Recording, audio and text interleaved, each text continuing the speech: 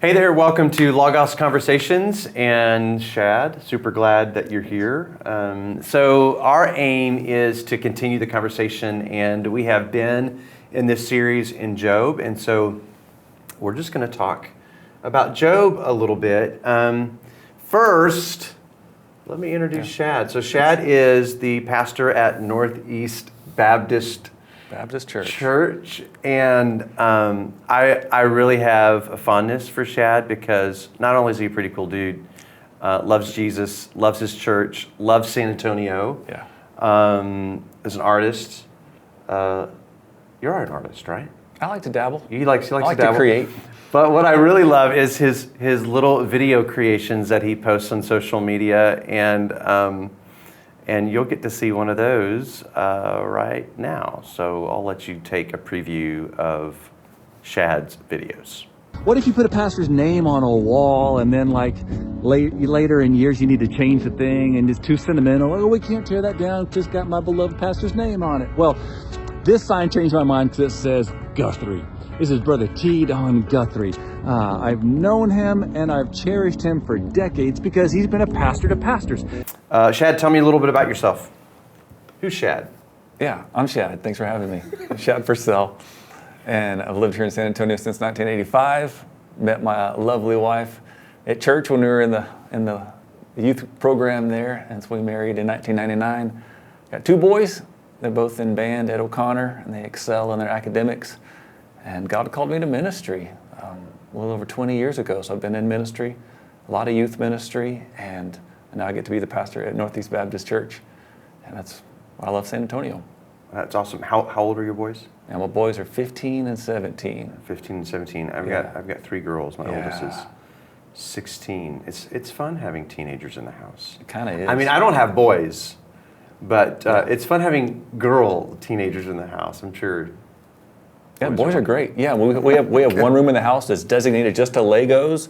Most of the Legos Really? are Star Wars, and so That's impressive. Yeah, I've got nothing like that. I get to relive my teenage years vicariously with my sons as a teenage boy who loves Star Wars. I have no idea what that's like. That those kind of things do not happen in my house. Fortunately, I don't have a lot of drama either, too, which some people can stereotype about girls. But I have a great home, great girls. It's a lot of fun. So here's the deal. We want to talk about Job, right? And Job is this incredible book in the Old Testament. Most of it is all poetry. Yeah. Hebrew poetry, right? It's just translated for us. Hebrew poetry, and it deals with some heavy stuff.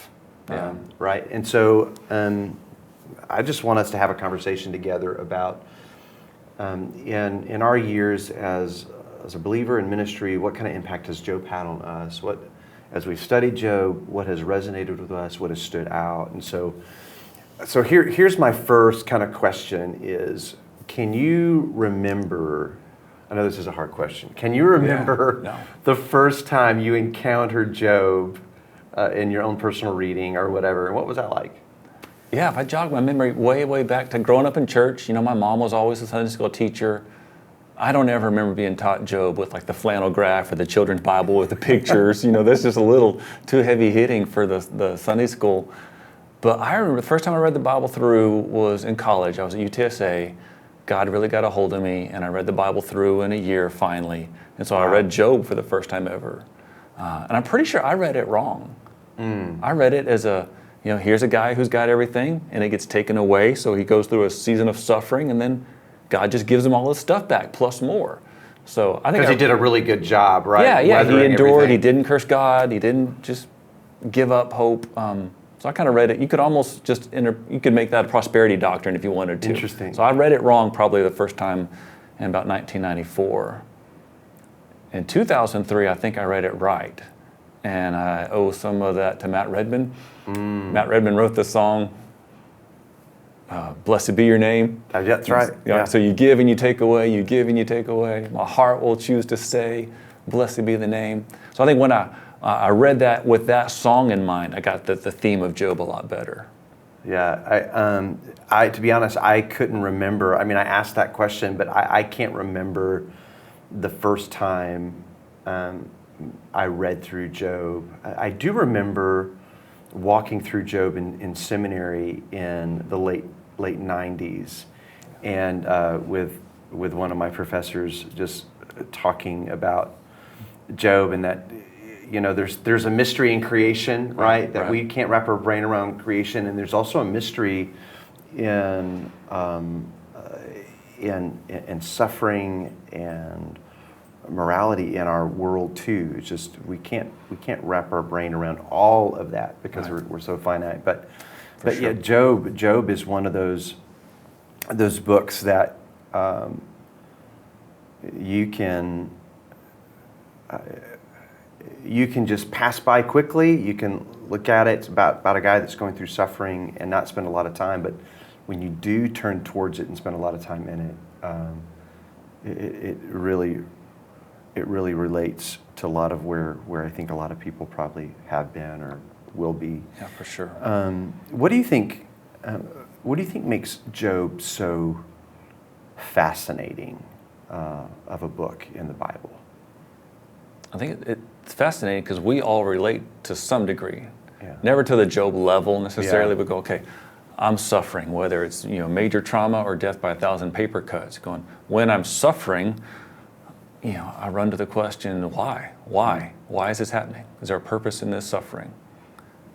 So I think that's why we tend to either resonate with Job or stay away from it. Because if things are going well, you're like, I don't want to get in the suffering book. Yeah. Like I told my wife that we're going to start studying Job again. She's going, Yeah, that's right. do we have to go there? Well, I think that's most people's reactions. In fact, when in our church family, when we talked about, hey, we're going to be in Job for 13 weeks, right? You're like, seriously, we're going to be in this kind of heavy, serious. Not that the rest of Scriptures isn't serious, but it's just heavy, sad book. And can we stay in that kind of story that long, in that kind of mode for that long? I think one of the things I find fascinating in Job is that it is a story, right? It's a story about this historical man, and we know he's historical because Ezekiel talks about him later on. So he's a real guy in real history, but it's just a story about a man, and of course God's in there, and the adversary's in there, and it's told to us through poetry. Right.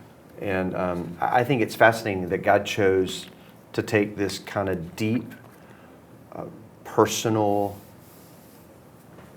story and tell it to us in this medium of prose and poetry. I think that's pretty fascinating. I mean, it could have been like this theological diatribe, but it's not. It's in poetry. So what makes it challenging, though? It is a fascinating read, just on its own merit as a story, but what makes it challenging? I think part of the challenge, like kind of by way of analogy, if you're ever like about to jump off a cliff into a body of water, you're high up where it kind of gives you some anxiety about I'm high up, there's a fear of heights. If I hit that water and I hit it wrong, it's gonna hurt. So I think part of Job challenging, if you read it wrong, it could hurt you. It could definitely hurt your theology. You could run away with the prosperity doctrine of going, well, God took away and then God gave him more. Or you could run into any of the long poetries of Job's friends that even sound incredibly wise, but go, no, you're way off when you're describing who God is. So a challenge there is like, man, you could hit this thing and hit it wrong. Wow. And if you do, it's going to hurt. Well, and that's even just a good word about reading the Scriptures in general, right?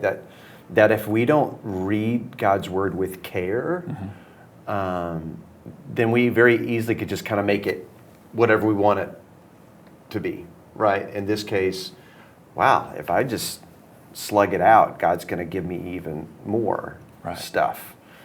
Of course, we know that's not the message of Job at all, but that's actually a really good word. To be cautious and careful when we really engage God's Word. Like your heart should pound a little bit out of your chest. Like if you're toeing the line and about to jump off the cliff, same thing, open the Bible. Like, how dare I open this arrogantly thinking that I can get it mastered? Or Yeah, and that's But okay, I'm that's diving in again. God, I need your help. and that's the value of reading it in community too, Right. right? If that we have those checks where other faithful followers of Jesus can say, well, maybe that's not what it means there. Right. It's Right. very, very important. I think for me, Job is challenging because it asks those real questions that we're really all asking. Mm-hmm. You know, I think when we look at the world that we live in, like, especially now, like, you know, there's suffering all over the world. There's, you know, Ukraine, there's Afghanistan, there's Burma, and not to mention the other stuff where people are losing their life because of the decisions of other people. And the challenge that Job presents to us mirrors the same questions that we want to ask: is how is that right? How is that fair that there is so much suffering? If God is so good and just and fair, whatever that means, if God is so just, why are innocent people suffering the way that we do, or they do in our world? And I think a lot of people ask that question. And that's both a surface question, and it's also a deeper underlying question. So I think Job is fascinating and challenging. Did you want to add to that? No, it leads into really thinking about, well, what's so helpful about Job then? We got the questions. It's fascinating for sure, okay. But is it helpful? Yeah. Well, I think it's helpful because of the questions. Like, I appreciate my sons. They're the kids in class that always ask the question and raise their hand when no one else wants to raise their hand. Like, okay, everyone has the question, but no one wants to be the person to speak it out. Job does that for us. That's right. Excuse me, God. Did you notice what happened here? And we all feel like that at times. Man, I want someone to validate my suffering. Mm-hmm. And then if they can give me some understanding about why, great, because I think that would bring me peace. But Job's helpful in a way of, I think it really sets us up, Old Testament book leading into New Testament book, you know, like from Job to Jesus. Job cries out on a couple occasions, if only there was a mediator. If only there was a mediator between me and God. Of course, we're reading it now with our, you know, through the New Testament lenses, going, Job, I wish you would just hang on. If you just hang on, man. His name's Jesus. So there's the helpful part of it. It's just set us right up, you know. Yeah. If we just got Jesus, you know, in chapter 1 of Genesis, you know, we might take it for granted and not understand it through the lens of suffering and God's provision and God's, you know, sovereign power and a sustaining love. God's going to cover us in the sovereignty of His power, because all creation comes through Him, recognizes even when we're suffering as part of the creation, and then He'll step into that creation. So that's one of the ways that Job is incredibly helpful. Sets the scene, and then we get to read on later on. That's right. I mean, for us, Jesus is the answer. Right. To most of Job's questions. Job, I think Job is incredibly helpful for us. I mean, this might not be true for you, but I think for some Christians who have grown up in the church, the impression is to be a faithful follower of Jesus, you know, you don't have any doubt, you don't get angry about things in life. Everything's just fine all the time. Howdy doodly, neighbor. That's right. You know, exactly. They're right from the Simpsons. You know, and I think there has been some shame associated with real, raw human experiences. That, oh, you're a Christian, you shouldn't feel that way, right? But that's not real life. Yeah. And I think what I have been saying to our congregation is, I feel like God put the book of Job in the scriptures to say it's okay. Right. That you can process the suffering you're experiencing. You can even be angry at me. You can ask tough questions to me. I'm not going to be offended by your anger or frustration. I mean, going back to Jesus, right? Right. You know, we have a high priest now who sympathizes Yes. with our weaknesses. And I think that's one of the ways that Job is very helpful, is that it's okay to be ticked off. Don't curse God, right? I mean, Job didn't curse the Lord. But it's okay to be angry. Yeah. It's okay to be sad. It's okay to hurt. He will never leave us or forsake us. He is God with us, right? Yeah. He'll walk with us through those experiences of real questions and real hurt.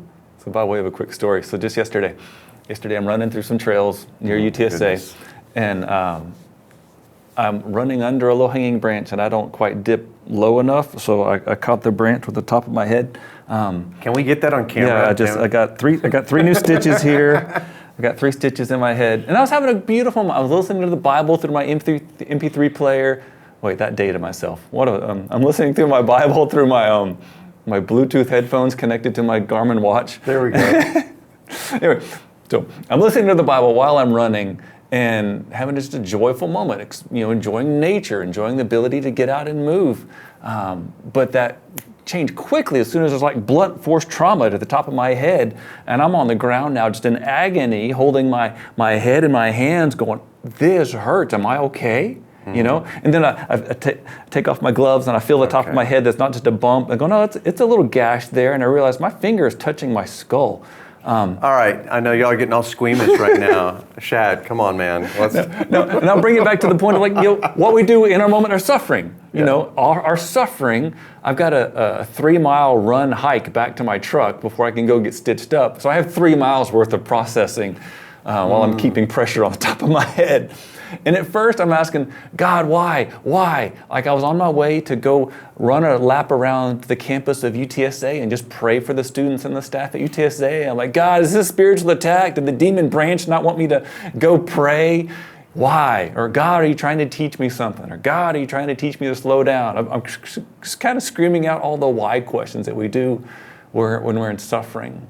And it came in just an instant of, I was having a great day, and now I'm having a day that's going to end up with stitches and a copay. Yeah. And God didn't give me the answers of why. Yeah.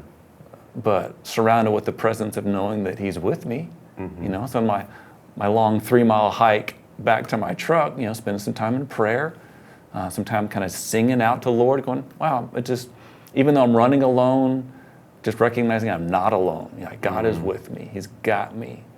And I think that's part of why Job is so incredibly helpful in a way of, Job asked the question, why, like a couple dozen times. Oh, yeah. Just on repeat, God, why? Why this? Why this agony? Why this suffering? Why didn't you just kill me when I was born, he even asked. Why? He's going up with that why. And God doesn't answer any of the why questions.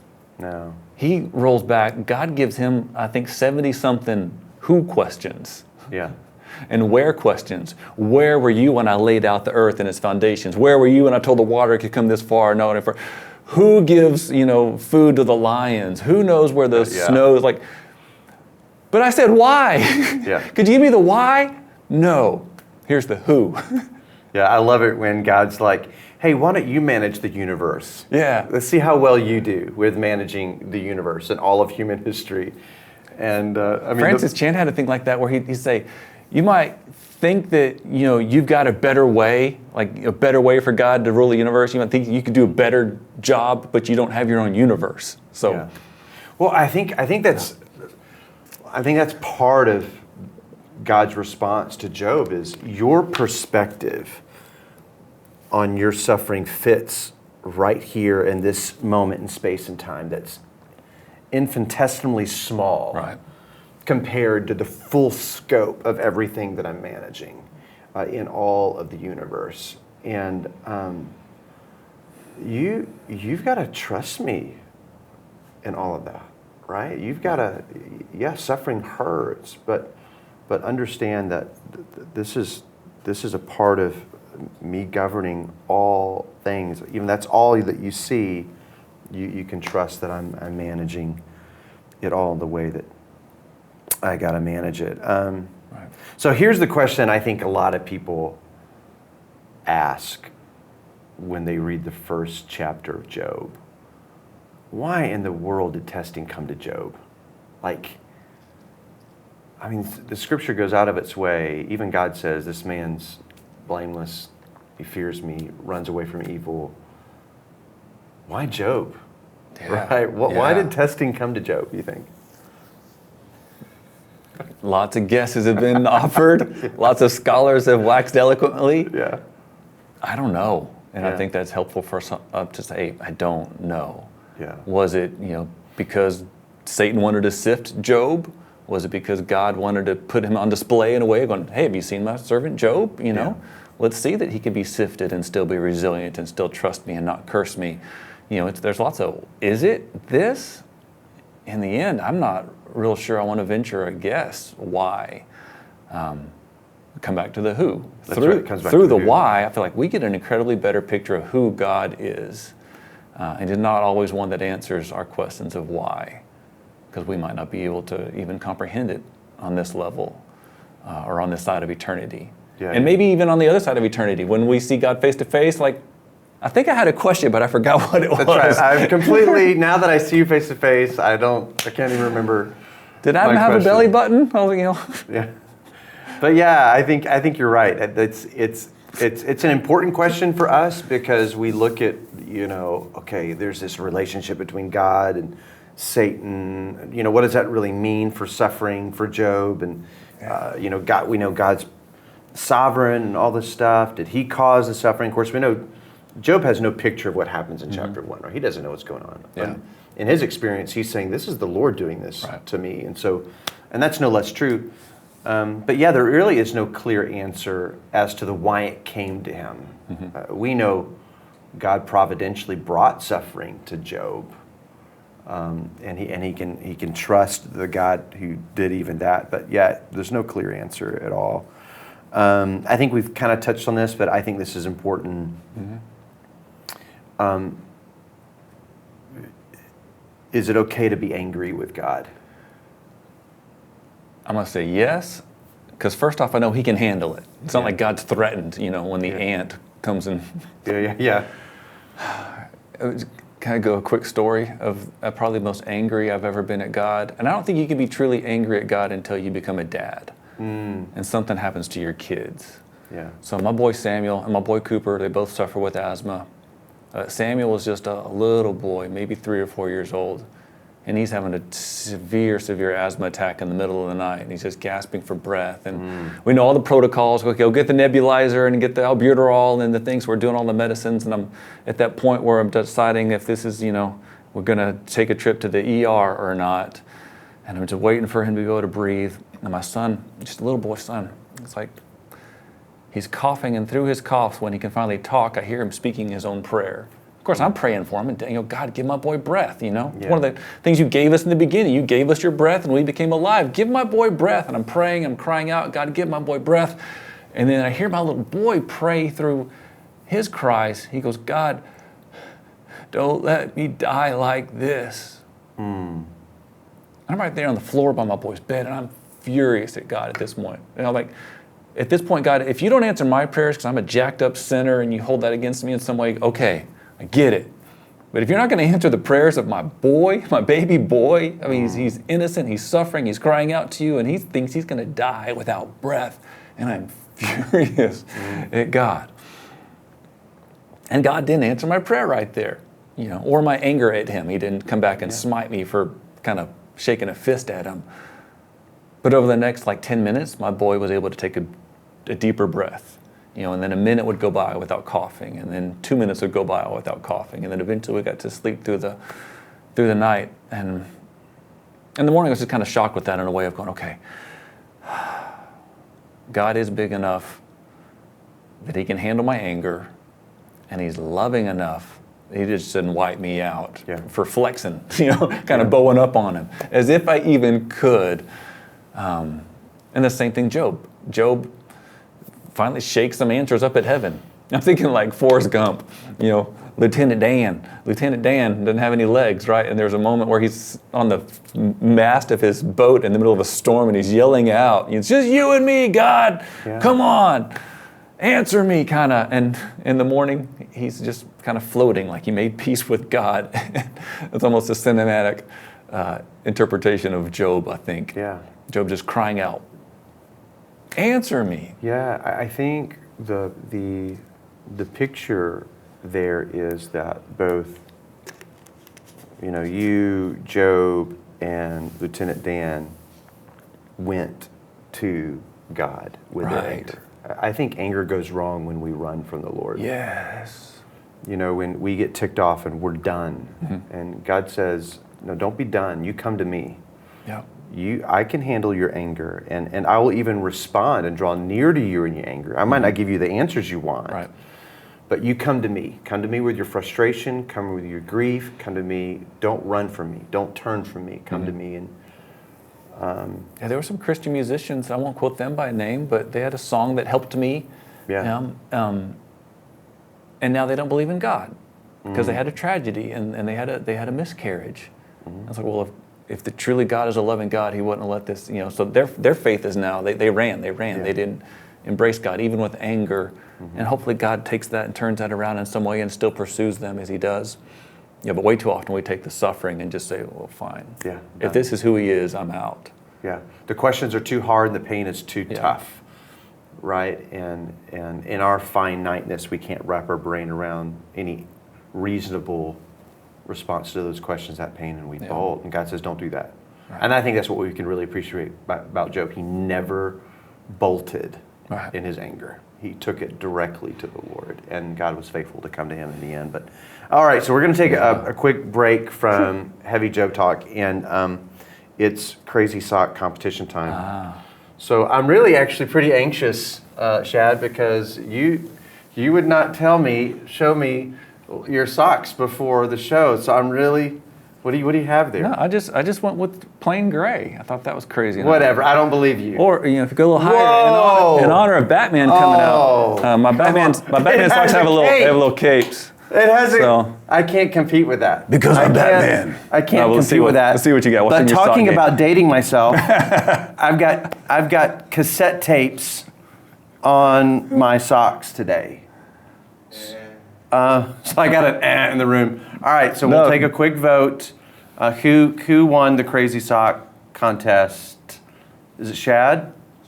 Because I'm Batman. Because I'm Batman. Every dad does that, don't we? Batman. All right, great. Did you ever make a mixtape for Anna?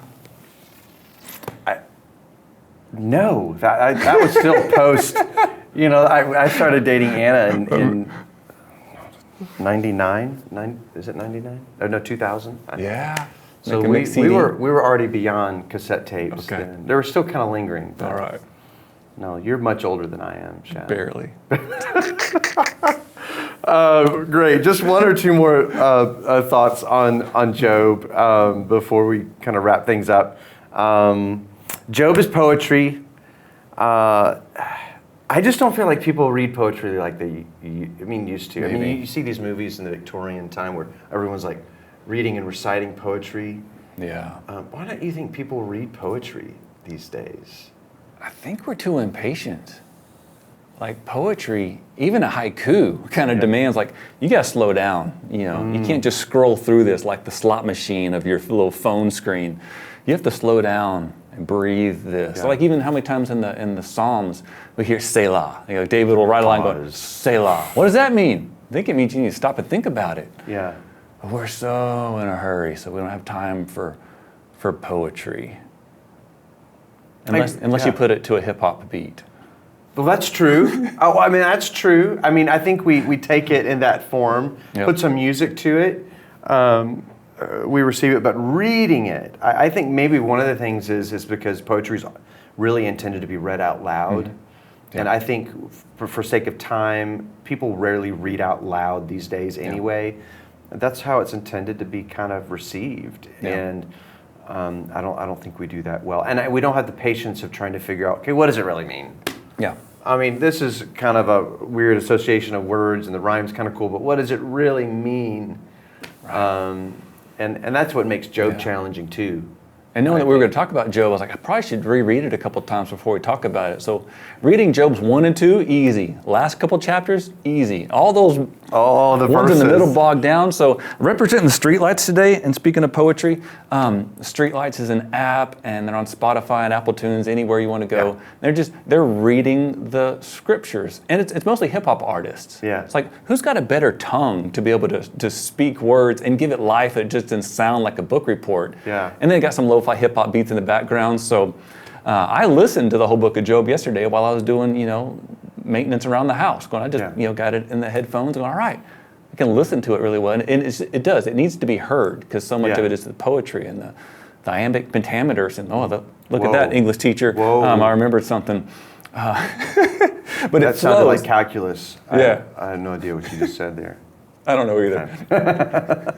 But I think Job, if you're not reading Job out loud, you need to read it out loud, because I think you can feel the rawness of Job's frustration and anger and hurt when you say those, and then the sting of his friends' statements is all that more powerful when you read it out loud. Like you get frustrated along the way, like, how can you say that about Job? Yeah, I want to punch Eliphaz in the throat. Come on, man. How can you say that about him? But yeah, read poetry. And to diss on the friends, though, we got to go back, because they sat with him for 7 days.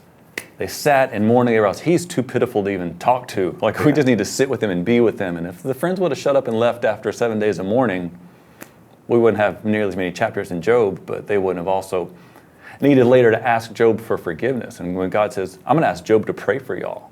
And then see if I relent. That's crazy. Right? Yeah, they've been accusing him. And once they started talking, they've been accusing him for the whole time. And then God says he's going to pray for you. Yeah. When we see the friends first enter the scene, their grief, their weeping, they sit with him. That was the best thing they did. Have you ever had a season of grief like that? Definitely the closest thing came just a year ago. And I think everyone has their different stories through the pandemic. Loss of a job, or you lost a loved one, or just lost a lot of opportunities. I didn't get to have the childhood, or my kids didn't go to prom, or I lost this job. Everyone has their different, COVID kind of related stories of things. I think for a lot of pastors, it just hit really hard trying to learn how to be a crisis counselor and a crisis leader in the midst of church going a lot of different directions. And I just hit a depression point that was just almost like giving up, in the sense of why even bother anymore? What's the point? If this thing just wipes us all out, go ahead. That apathy, and that's what scared me to death. I was like, whoa. Usually I'm kind of on the extremes of joy and let's go and let's get in. There's energy, and then even just anger at God. I'd rather have anger toward God than just apathy and apathetic. So that's right. I was so scary in my apathy that grief hit me in a way of thankfully I have friends better than Job's friends. God has surrounded me with some incredible wise counselors, mentors. I could just talk and say, here's where I'm at, here's what I'm feeling. I've got an incredible, beautiful wife. April was kind to listen to me and let me wrestle a little bit, and not just, curse God and die, you apathetic moron. But no, to recognize, man, stuff's not right. What do we need to do? How do we need to be still? Was the continuing thing that God kept telling me to do. Was be still, be still, be still. I think I'm still getting that. Yeah. I had a similar experience probably about 3 years ago, where I felt very indifferent. Right. And nothing, and I don't know if you call it depression. I've never suffered like some people I know that have suffered. I've never tasted that, but I did experience that season of complete indifference. Nothing really gave me joy. And of course, Anna was supportive, but also I called Ben Hanna. Good. Me too. Did you really? That's what I got. Obi-Wan Kenobi. That's right. I said, call Ben. And I just shared with him. Yeah. And he's just a great listener and encouraged me. He's just straight from the scriptures. He didn't beat me over the head like, really, you're in ministry. You shouldn't feel this way. Yeah. And in some ways, for me, he was able to say, hey, me too. Let me tell you about the struggle I was just going through. And there's a reciprocal kind of reflection there together going, wow, okay, I'm not alone in this. Yeah. Yeah, I think that's a good word for our church families is that in the midst of our heartache and suffering, God doesn't intend for us to be alone, right? That we find that brother or sister that will listen well. Yeah. And that when they speak as if speaking the very words of God to us. Speak the scriptures, remind us of his promises. Job didn't get that friend. No, he didn't. He didn't get someone say, hey, he got close. The last one. Almost, but not quite. But you're right, he didn't, and that was a shame. He didn't get that friend. Well, before we wrap up, something that we want to do in our Logos conversations is invite a hot take. Now, have you ever experienced a hot take before? Yeah, I had hot cakes. Hot cakes. See, exactly. So I'm going to do my best to define what this is. So a hot take is a question that is lobbied at us, usually pretty relevant with what's going on in our culture today and kind of what our take is on it.